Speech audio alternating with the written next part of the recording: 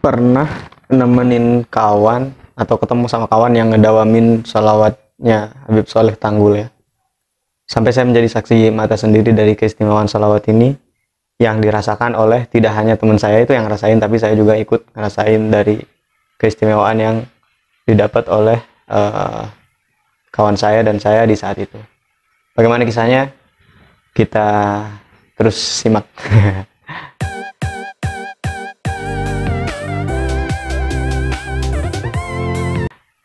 Nah, waktu itu kami sama-sama tinggal, namanya Kang Irman. Sama-sama tinggal di Kediri waktu itu. Nah, satu hari beliau nanya ke saya, "Kang, tahu nggak makamnya Habib Soleh di mana?" gitu.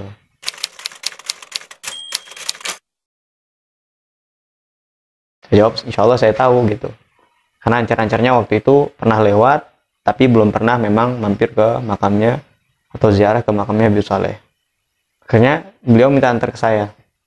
Dan anterin saya yuk. Singkat cerita, satu hari kita berangkat ke Jember sama-sama. Awalnya kita ke stasiun Kediri kalau nggak salah. Tapi nggak ada tiket kereta waktu itu. Akhirnya kita pindah ke stasiun Jombang. Akhirnya kita berangkat tuh dari Jombang sampai ke Jember. Nah, kita berangkat di Jombang itu sekitar jam 2 siang kalau nggak salah ya. Saya ingatnya menjelang maghrib kita sampai di Jember. Sampai di sana kita mampir di warung makan, kita makan.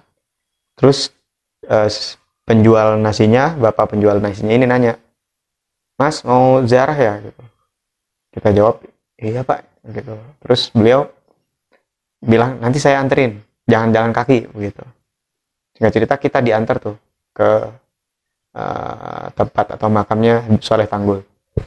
Awalnya saya nggak tahu kalau kawan saya yang satu ini, Kang Irman ini, memang dawam sholawat yang punya Habib Soleh ini. Singkat cerita, kita diantar ke makbarahnya, ke tempat pemakamannya atau ke kubur daripada Habib Soleh ini. Kemudian nggak cuma diantar sampai gerbang udah di sana tempatnya, nggak gitu, tapi sampai kita itu disambungin lah ke keluarga Ahlul Bait dari Habib Soleh. Mohon maaf saya nggak hafal ya dari anak-anak atau keturunan dari Habib Soleh. Tetapi yang jelas waktu itu kami disuruh untuk istilahnya diterima gitu. "Oh iya, ya, suruh masuk ke kamar," gitu. Dauhnya beliau, atau beliau pesan sama bapak yang nganter kami itu, bilang suruh tinggal di kamar gitu. Suruh tinggal di kamar katanya, si bapaknya itu bilang ke kita. Akhirnya kita diantar ke satu ruangan, kamar tamu sih, kalau saya perhatikan tuh kayak kamar tamu gitu. Akhirnya tinggal di kamar tersebut, yang kalau saya pikir sih kayaknya ini ruangan VIP karena ruangannya bagus, nyaman, ada AC-nya deh kalau nggak salah ya. Nah, saya bilang sama Kang Irman, "Kang, masa iya kita mau tinggal di sini?" gitu. Akhirnya apa? Kita memilih untuk tidak tidur satu malam itu, ya sembari kita menikmati suasana di lingkungan makam itulah ya, jalan beli kopi apa segala macam. Nah, perjalanan ini menurut saya, perjalanan ziarah ini menurut saya jadi istimewa. Kenapa? Karena dilalah itu ya, kayak kebetulan malam itu ada, pas kita lagi di tempat kopi itu, kita ngopi ngobrol sederhana gitu, ada satu mobil lewat. Nah, kita nggak tahu kenapa mobil itu buka kaca mobil dan negor kita lah gitu ya, nyapa kita gitu, "Dari mana?" ditanya-tanya segala macam. "Oh ya, nanti jangan lupa ziarah ke ini," gitu. "Ya, insya Allah." Ini Syarifah ya, atau perempuan lah. Syarifah saya nggak tahu namanya, nggak kenal namanya gitu. Singkat cerita mobil itu masuk lewat, dan kita akhirnya ya selesai aja begitu saja gitu, kayak nggak ada apa-apa lah, ya Bismillah gitu. Karena capek, kita mau ke tempat istirahat kita yang ditunjukkan oleh bapak tadi. Kemudian kita masuk ke sana, tapi kita nggak tidur gitu, cuma ngambil apa gitu, kemudian keluar lagi. Nah, beberapa menit kemudian Syarifah yang tadi negor kita waktu di warung kopi itu, waktu di tempat kopi maksudnya, beliau negor dari mana, dia nanya segala macam, kemudian kita dikasih ijazah sholawat. Nah, sholawat apa namanya ya? Lupa saya. Mungkin nanti bisa dibantu teman-teman, dikasih tahu di kolom komentar. Kalau nggak salah, jujur saja saya sampai saat ini belum dawam baca itu ya, hanya sesekali. Allahumma sholli ala sayyidina Muhammadin sholatan taghfiru biha dzunub wa tuslihu biha al-qulub wa tantaliqu biha al-usub wa talinu biha as-su'ub wa ala alihi wa sahbihi wa man ilaihi mansub. Itu. Dengar sih udah lama dari kecil saya salat itu, tapi nggak tahu ini salawatnya Habib Soleh, bahwa ini punya keistimewaan itu saya nggak tahu, cuma baca aja gitu. Nah, singkat cerita ya kita dapat ijazah, kemudian di ya sekelas apa namanya dikasih ijazah, terus dijamu sedemikian rupa gitu. Yang lain saya lihat kok, yang lain itu para jemaah banyak yang di emperan, maksudnya banyak yang tidur di emperan gitu. Nah, sedangkan kita ada di dalam ruangan VIP itu. Nah, singkat cerita kita sholat subuh, karena subuh udah sampai gitu, kita sholat subuh. Nah, lepas sholat subuh inilah kita baru masuk ke makbarah. Setelah dari makbarah, nah ini ada kejadian aneh lagi. Kejadian anehnya itu gini, saya yang pertama kali masuk ke makamnya Habib Soleh, ini merasakan energi yang luar biasa ya. Artinya memang beliau ini Masya Allah luar biasa, seorang walinya Allah, orang yang memang betul-betul intens dekat dengan Allah. Sehingga ada satu pernyataan beliau itu yang masyhur ya, kalau nggak salah redaksinya itu, doaku lebih cepat dari kilat yang menyambar atau petir yang menyambar. Nah, inilah keistimewaan yang Allah berikan kepada Habib Soleh. Nah, Kang Irman udah selesai ziarah, saya masih tetap menikmati suasana makbarah itu, suasana makam dari Habib Soleh, sampai merasakan betul kenikmatannya dan lain sebagainya lah ya. Singkat cerita, kami keluar, rupanya Kang Irman nungguin saya di luar makam ya. Kemudian nggak lama kemudian kami kemudian ditegur lagi tuh, disapa lagi sama salah seorang zuriyah. Saya juga tidak tahu namanya beliau siapa, yang jelas beliau mendoakan kita semua ya. Maksudnya beliau mendoakan, insya Allah kabul, kata beliau.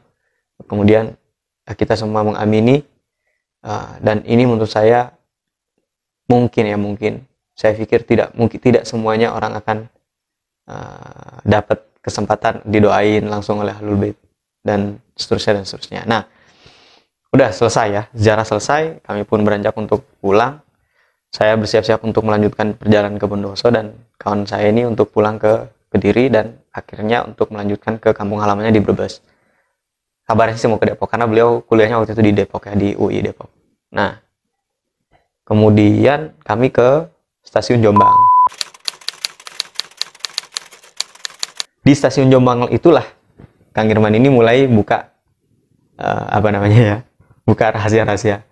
Maksudnya buka omongan bahwa beliau tuh buka omongnya gini, Kang, sadar nggak kalau dari kemarin kita sejak mau berangkat dari stasiun ya, dari stasiun Jombang sampai di stasiun Jember itu, memang kita sepertinya sudah dijamu sama Allah melalui wasilah sholawat yang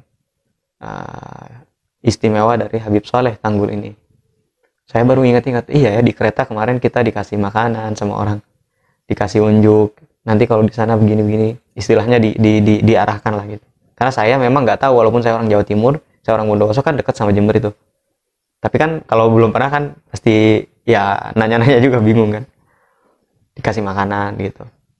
Sampai kita ditinggalin nomor telepon kalau ke Jember katanya main, nih rumah saya, segala macam. Nah, sampai di makam, sampai di kediaman Habib Soleh, ya kita istilahnya dijamu lah ya, dijamu dengan istimewa. Saya tanya, kenapa ya Kang bisa kayak gitu ya? Terus Kang Irman ini mulai ngasih tahu, ya ini mungkin ini Kang rahasia dari keistimewaan keistimewaan dari sholawatnya Habib Soleh. Oh gitu ya. Beliau terus kemudian bercerita, alhamdulillah saya setiap hari sejak kuliah itu selesai dengan, maksudnya rutin dengan bacaan salawat tersebut gitu. Akhirnya beliau cerita tuh, saya butuh bayar kuliah, saya butuh kos-kosan, saya butuh kebutuhan kampus sehari-hari. Alhamdulillah selesai sama salawat ini. Baru saya ngeh, kaget saya. Oh, ini rupanya memang saya apa namanya ikut kawan saya Kang Irman ini, yang kalau bahasa sederhananya sih beliau yang diundang Habib Soleh karena rutin baca salawat itu untuk dapat berziarah langsung ke makamnya beliau. Nah, saya tanya berapa kali Kang sehari rutinnya? Nggak banyak-banyak Kang, setiap sholat, saya habis sholat itu baca 10 kali rutin, 10 kali setelah sholat wajib. Nah, ada pesan yang saya ingat-ingat waktu itu ya. Terus dia bilang begini, kalau mau lebih jelek lagi, kalau mau lebih mantap lagi, dia bilang sholatnya mesti di awal waktu gitu. Nah, pernyataan beliau ini yang bikin terenyuh ke hati ya. Dia bilang, segala aktivitas di muka bumi ini hanya sampingan. Tugas kita adalah beribadah. Artinya kalau sholat ya tugas utama kita adalah sholat.